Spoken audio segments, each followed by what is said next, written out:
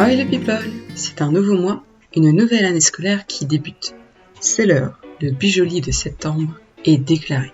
Il est temps de se tourner vers Salvador Dali pour la thématique picturale du mois avec la persistance de la mémoire, qui est plus connue sous le titre Les montres molles.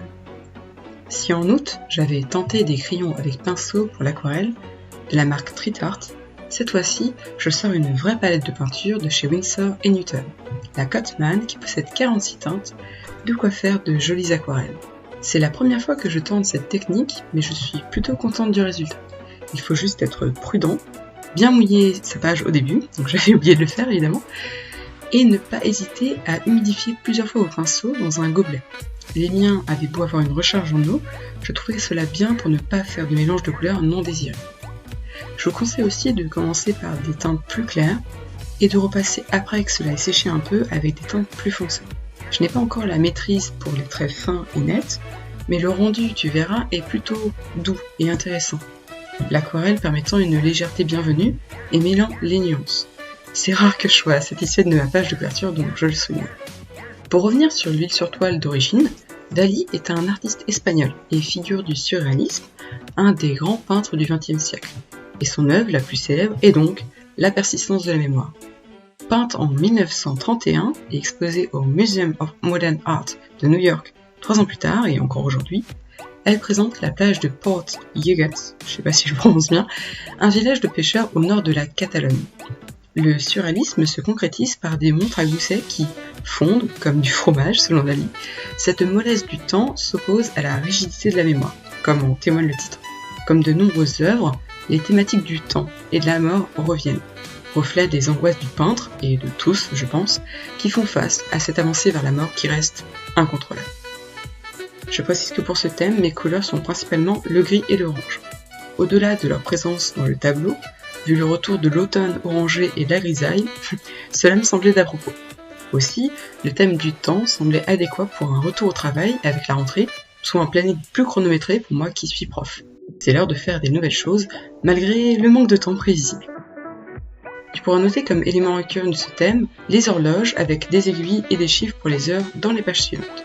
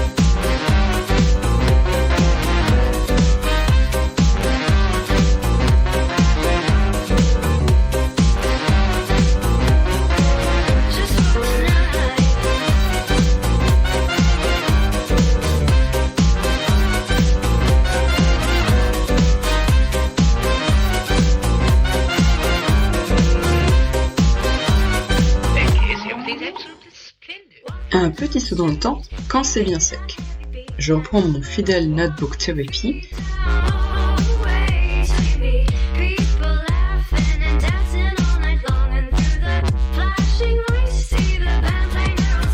Et je laisse de côté 2 doubles pages, donc celle pour le Pumpkin Autumn Challenge, donc la vidéo de 2022 n'est pas encore publiée par Gimos, donc j'attends, ainsi que le bingo mensuel.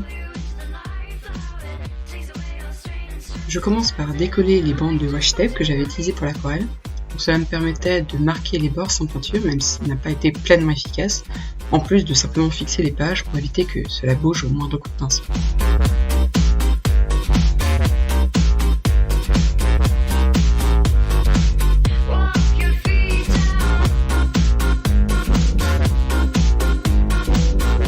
Je placerai les 2 morceaux d'aquarelle au centre, mais pour l'instant, j'inscris le mois de septembre sur le bord gauche avec un feutre Staedtler Gold dans une police qui forme des sortes d'aiguilles aux pointes. À droite, j'ajouterai une petite montre à gousset pour parfaire la thématique.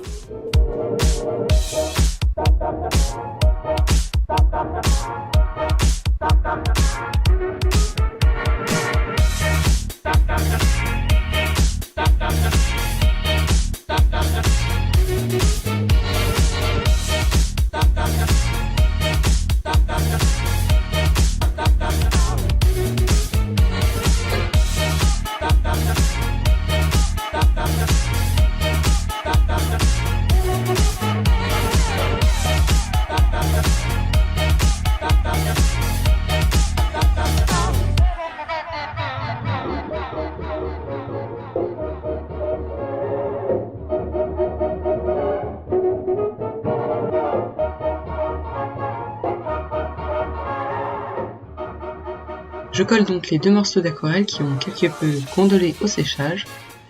J'ai tenté 2 techniques de collage, d'une part la colle blanche et d'autre part le ruban adhésif. J'avoue n'être satisfaite d'aucune des 2 techniques, vu que ça reste gondolé et épais.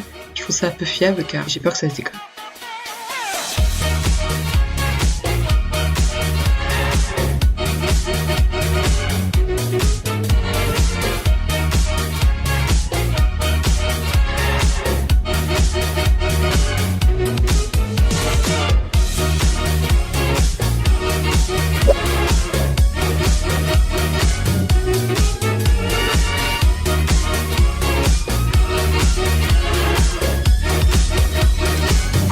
Makes it really marvelous.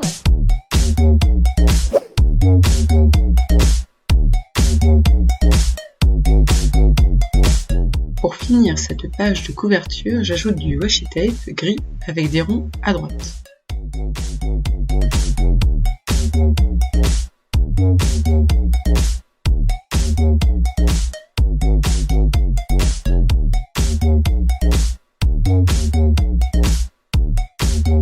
Double page suivante avec un grand planning. Donc j'écris de nouveau en orange cette fois le mois, en haut à gauche.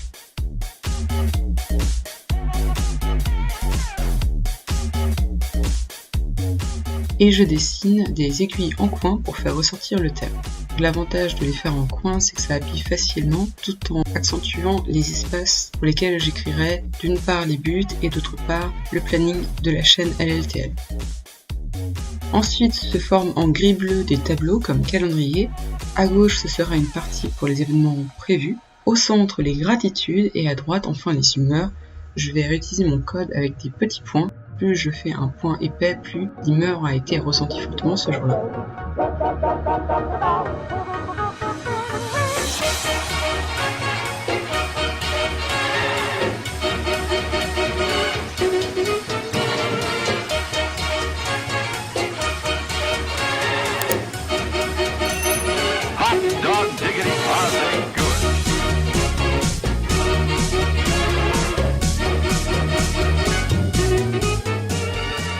J'ajoute en gris et bleu délavé une montre à gousset fondue en haut, ainsi que des chiffres qui sont un peu la malle, comme des indicateurs sur une horloge.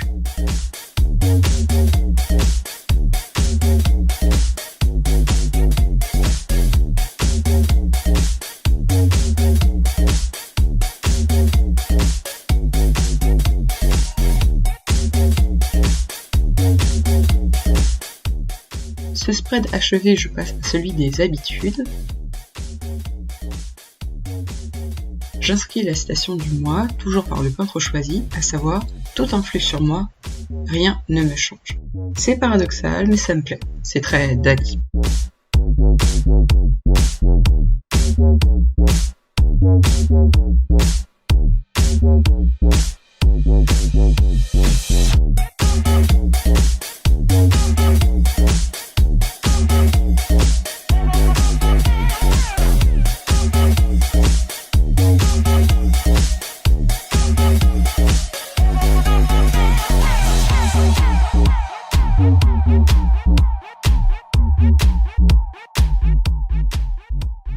On retrouve à gauche un tableau des habitudes qui est découpé en deux. Donc on aura à gauche les habituels, donc soit 5 icônes, donc j'ai un peu réduit. Et ensuite, dans la partie droite, ce que je lis et regarde.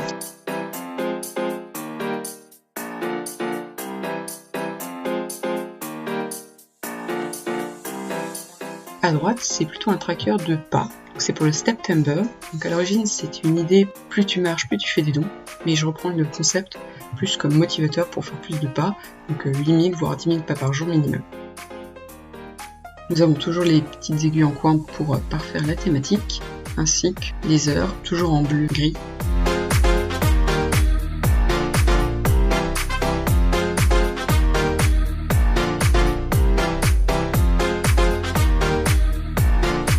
Ensuite, nous avons à gauche le classique tracker de finances avec les 3 colonnes, le calendrier sans dépenses, ainsi qu'une partie notes.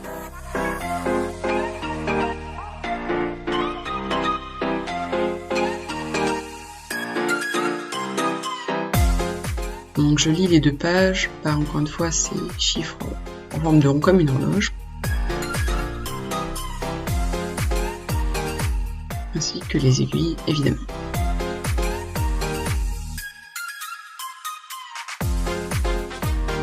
Et finalement, à droite, nous avons la première mise en page hebdomadaire, avec la première semaine qui ne forme que 4 jours. Donc il y a un encart en bas pour le focus et les tâches. Et sinon, chaque jour, j'ai un espace pour faire un peu de journaling. Donc, j'ai utilisé le dessin d'horloge pour former les jours. Donc si les aiguilles indiquent 1 heure, c'est que c'est le premier jour, 10 heures pour le 10e jour, 10h40 pour le 14, etc.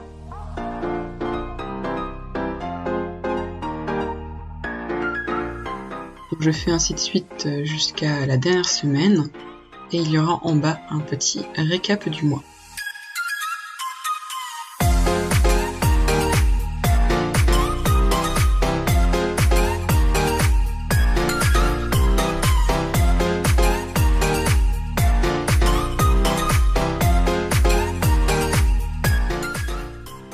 On finit avec le flip food et donc les 2 mises en page du pack et du bingo que je n'ai pas montré tout à l'heure. Donc il y a d'une part donc un arbre avec des feuilles qui tombent pour le Pumpkin Autumn Challenge. Je compléterai plus tard. Et d'autre part un autre type d'arbre avec non pas des feuilles qui tombent mais des horloges, donc pour reprendre la thématique de Dali. C'est un bingo automnal qui reprend ma master to-do list d'automne. J'en fais pour chaque saison.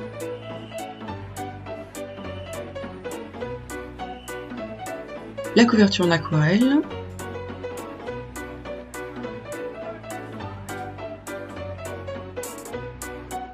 le planning où j'ai ajouté du washi en forme circulaire pour représenter les horloges, avec les différents encarts.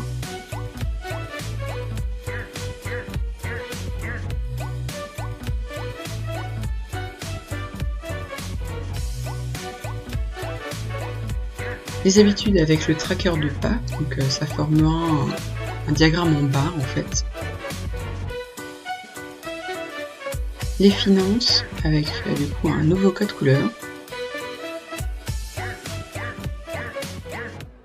Et enfin les semaines, j'ai ajouté une bande de washi pour lier toutes les semaines ensemble. Et enfin, la dernière semaine avec le récap mensuel et les aiguilles toujours et les heures qui s'envolent un petit peu, très sur liste. C'est tout pour aujourd'hui. N'hésite pas à laisser un pouce en l'air, voire un commentaire avec une horloge si ça t'a plu. On se revoit vite pour la palle du pack sur YouTube ainsi que sur Instagram. Et n'oublie pas, laisse ton vie.